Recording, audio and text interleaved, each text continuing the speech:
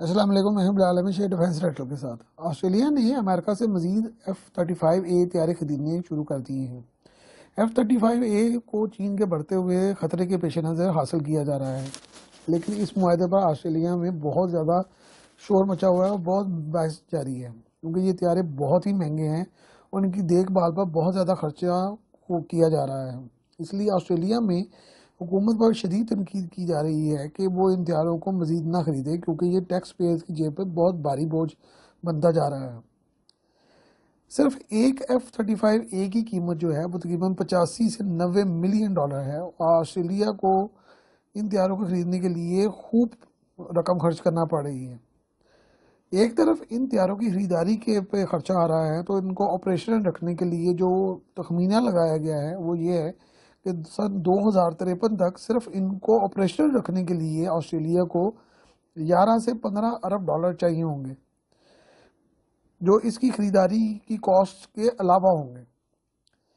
ان طیاروں کی خریداری میں پہلے ہی 17 بلین ڈالر خرچ کیے جا چکے ہیں اور مزید خرچہ ابھی ہوگا۔ اس اضافی بوجھ پر آسٹریلیا میں بہت ہی زیادہ بحث جاری ہے۔ رائل آسٹریلوین ایئر فورس اس سے پہلے امریکی F/A-18 ہارنٹ طیارے استعمال کر رہی تھی، جو کہ بہرحال اس قدر مہنگے تو نہیں ہیں، لیکن وہ چین کے بڑھتے ہوئے خطرے کے پیش نظر استعمال بھی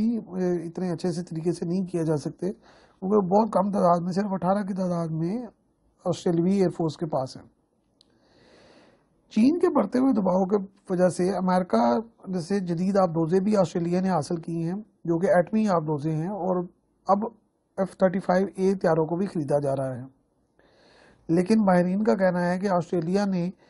جو چین سے براہ راست کشیدگی اختیار کر لی ہے، جو کہ پہلے کبھی بھی نہ تھی، اس کی آسٹریلیا کو بھاری قیمت بھی ادا کرنا پڑ سکتی ہے، کیونکہ چین کی انتہائی مضبوط افواج کے مقابلے میں آسٹریلیا بالکل بھی تیار نہیں ہے کسی بڑی جنگ کے لیے۔ امریکی F-35 طیاروں کے بارے میں بھی یہ کہا جا رہا ہے کہ وہ چین کے J-20 طیاروں کے مقابلے میں اتنے جدید نہیں ہیں اور ہم پلہ ہیں، یہاں J-20 طیاروں کو F-35 طیاروں پر بعض جگہوں پر سبقت حاصل ہے۔ آسٹریلیا جو انڈو پیسفک کمانڈ کا حصہ بھی ہے اور امریکہ کے ساتھ قریبی تعلقات کو تیزی سے بڑھا بھی رہا ہے، چین کے خلاف ہر عالمی فورم پر پیش ہے، لیکن آسٹریلیا اور امریکہ کے درمیان کوئی ایسا اسٹریٹجک معاہدہ نہیں ہے جس سے نیٹو کا معاہدہ تھا۔ نیٹو ممالک کے ساتھ جو معاہدہ ہے وہ کسی ایک پر حملہ سب پہ حملہ تصور ہوتا ہے، جبکہ انڈو پیسفک کمانڈ کے تحت ایسا کوئی جو ہے وہ آرٹیکل موجود نہیں ہے کہ ایک پہ حملہ سب پہ حملہ تصور ہوگا۔ لہٰذا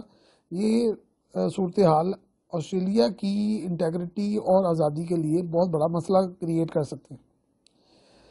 اب آسٹریلیا میں یہ بہت جو ہے وہ بحث شروع ہو گئی ہے کہ آسٹریلیا چین کے خلاف جس اتحاد میں براہ راست شامل ہو چکا ہے